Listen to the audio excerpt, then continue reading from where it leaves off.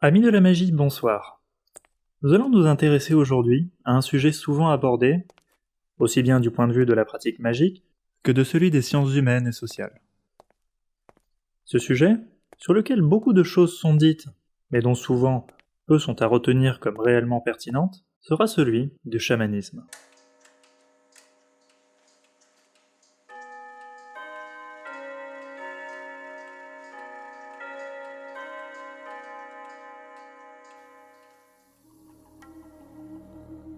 Commençons comme il se doit en tout domaine et pour tout sujet, par clarifier la terminologie. Les mots doivent toujours se voir attribuer leur sens véritable, faute de quoi l'on ne peut que se perdre dans ce que Hegel appelle la grande nuit de l'intelligence, où tous les concepts sont gris. Par-delà l'incontournable obligation intellectuelle, saisir l'essence du chamanisme nous permettra de comprendre pourquoi celui-ci ne constitue pas une simple et en définitive obsolète curiosité ethnographique, mais demeure aujourd'hui, comme toujours, inséparable de la pratique magique. Notre hypothèse de travail est donc la suivante. Le chamanisme peut, et doit, se voir étudié non seulement en tant que phénomène culturel, historiquement et géographiquement assignable, mais demande à être inséparablement saisi comme substrat de toute existence conduite selon les préceptes de la voie magique. Dans son ouvrage « Le chamanisme ou les techniques archaïques de l'extase », paru en 1951 et devenu un classique, Mircea Eliade propose de séparer conceptuellement le chamanisme de ce qu'il décrit comme la masse grise et confusionniste de la vie magico-religieuse des sociétés archaïques considérées dans son ensemble. Pour Eliade, le chamanisme, pris dans son sens strict et exact, présente déjà une structure propre et trahit une histoire qu'il y a tout avantage à préciser. L'auteur prend donc soin d'écrire que le chamanisme stricto sensu est par excellence un phénomène religieux sibérien et central-asiatique. Le vocable nous vient, à travers le russe, du tungus, chaman. Si l'on suit Mircea Eliade, le chamanisme considéré d'un point de vue sémantique est donc reconductible à une zone géographique et culturelle, celle de l'Asie centrale, plus particulièrement de la Sibérie. Dans ce contexte, ce qui définit proprement le chamanisme, et rend compte de la spécificité du chaman en tant que pratiquant de l'occulte, n'est autre que l'extase. Il s'agit d'un état de conscience différent des états habituels, et pour cette raison couramment qualifié d'altéré, dans lequel une personne se tient littéralement hors d'elle-même. Mircea Eliade, exposant dans le même ouvrage les techniques chamaniques et leur symbolisme en Chine, parle à ce propos de « voyage en esprit » et précise que, comme partout ailleurs, l'extase permettait aussi bien le vol magique du chaman que la descente d'un esprit. Cette dernière n'impliquait pas forcément la possession, l'esprit pouvait inspirer le chaman. Peu importe dans le cadre de notre exposé que les Chinois aient probablement privilégié la dimension symbolique par rapport à l'aspect concret, car c'est l'analyse générale seule qui fait sens pour nous. Cette faculté de sortir de soi-même, de s'échapper de son corps physique, est ce que l'on pourrait appeler la signature existentielle de l'authentique chaman. Piers Vitebsky, dans une étude intitulée « Les chamans » et sous-titrée « Le grand voyage de l'âme, force magique, extase et guérison », le constate en ces termes. Il semblerait que l'âme du chaman sibérien soit à même d'en quitter le corps pour visiter d'autres lieux, particulièrement le monde supérieur, ou céleste, et le monde inférieur, ou souterrain. Cette capacité, dont la tradition existe dans certaines parties du monde et non dans d'autres, permet de parler de société et de culture clairement chamanistes. Le chaman est donc un individu capable de provoquer en lui-même un état de transe, le plus souvent lors de cérémonies et à l'aide d'adjuvants tels que plantes hallucinogènes, tambours rituels, chants, etc. Transe qui conduit par l'extase à une libération momentanée des conditions physiques objectives. Deux points sont à considérer immédiatement. Tout d'abord, la transe chamanique est active et non passive, au contraire de ce qui s'observe dans d'autres traditions. Par exemple le vaudou, dans lequel les adeptes frappés par la transe sont dits chevauchés, c'est-à-dire possédés par les esprits ou loin, ou encore dans les cas de médiumnité. Citons à nouveau Piers Vitebsky.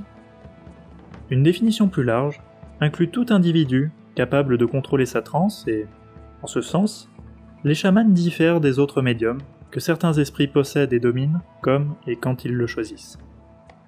Mario Mercier, lui-même initié au chamanisme, rejoint cette position en écrivant dans Chamanisme et chaman, le vécu dans l'expérience magique, la faculté de s'entretenir avec les esprits n'est pas le privilège exclusif du chaman.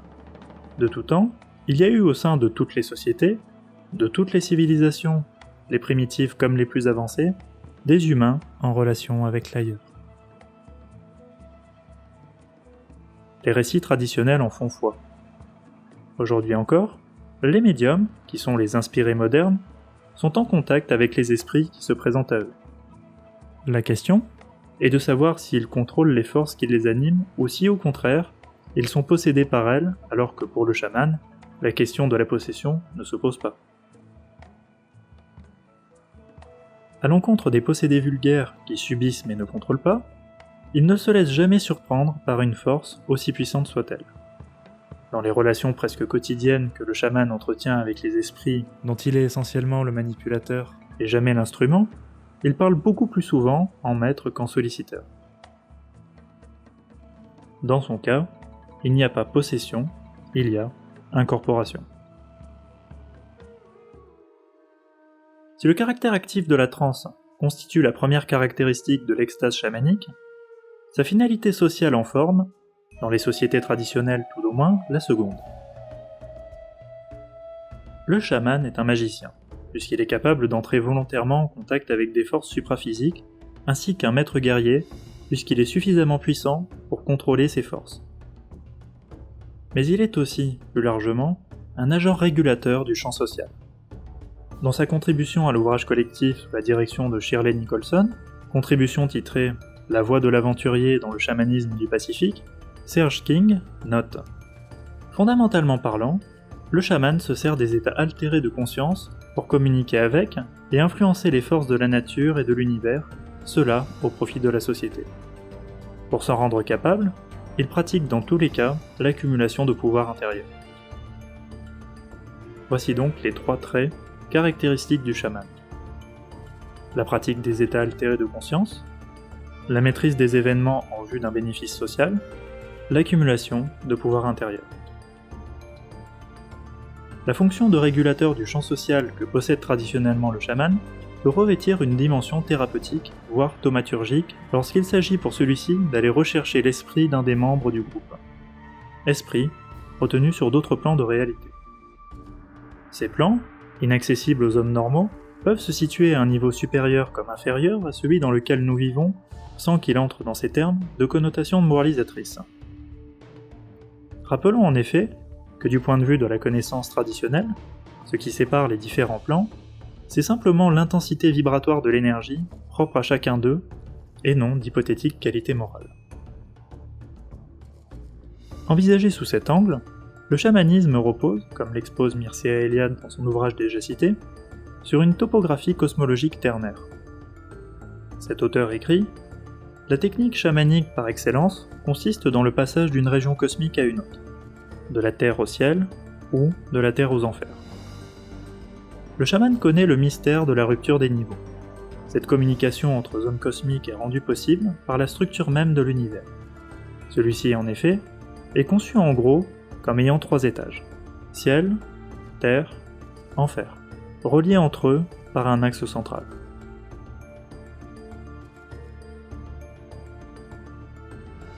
Et donc chaman, l'individu qui connaît cette répartition ternaire et qui est capable de l'utiliser pour s'y déplacer ou en appeler les habitants.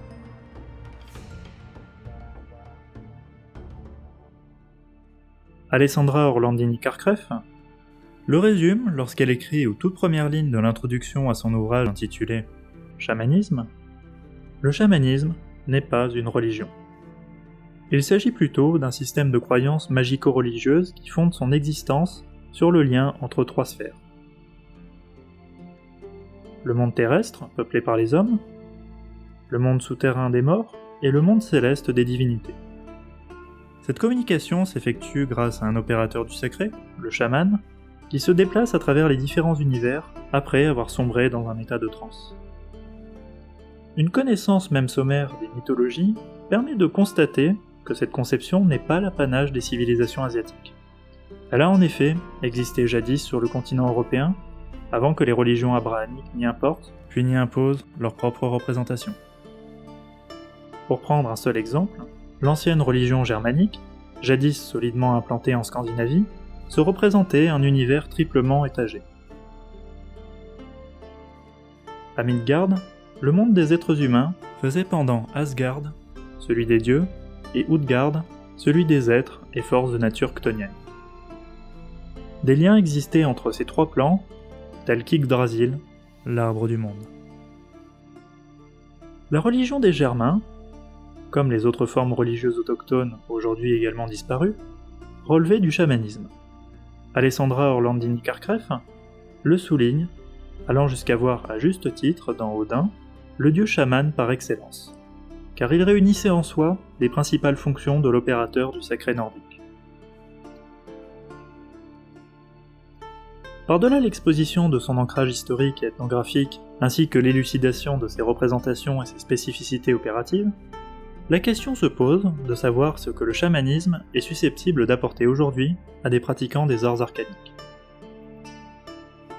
Pour ceci, l'étude académique ne saurait en effet constituer une fin en soi, quelque exaltante puisse être par ailleurs cette étude d'un point de vue intellectuel.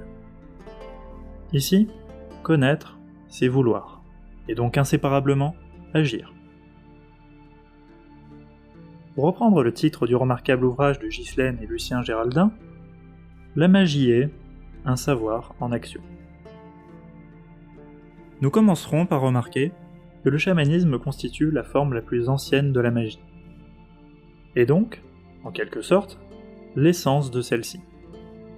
On trouve dans l'univers du chaman traditionnel tous les éléments constitutifs de celui du magicien. La perception de l'univers comme énergie, la pratique des relations entre les mondes, celle des états modifiés de conscience, le rapport avec les entités, l'utilisation des forces naturelles et des objets consacrés, etc. En ce sens, la manière d'être chamanique ne peut que nous concerner, elle qui s'ancre sur un rapport au monde fondé sur l'inséparabilité, de la connaissance et de la puissance, mais aussi sur une certaine humilité, basée sur la compréhension, à présent disparue, de la véritable place de l'humanité dans l'univers.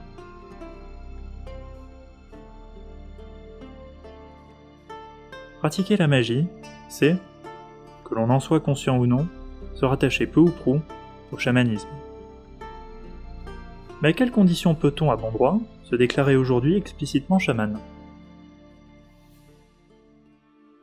Les titres ne coûtent rien à qui se les attribue, et une certaine mentalité fortement nouvelageuse aiguillonne dans le sens de l'auto-édification des légions de naïfs et de vaniteux. Être chaman au sens strict du terme implique que l'on ait reçu l'enseignement d'un authentique maître. Ce qui suppose bien évidemment ici encore, non seulement que l'on en rencontre un, les maîtres en chamanisme ne courant plus beaucoup les rues, mais aussi que celui-ci juge le candidat digne de recevoir l'enseignement qu'il réclame.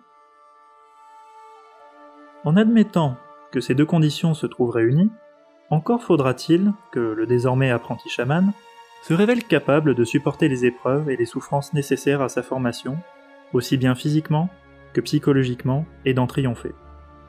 Les lecteurs de l'œuvre de Carlos Castaneda, indépendamment des critiques dont celle-ci a pu faire l'objet, comprendront aisément de quoi nous parlons. Mais ça, c'est un autre sujet.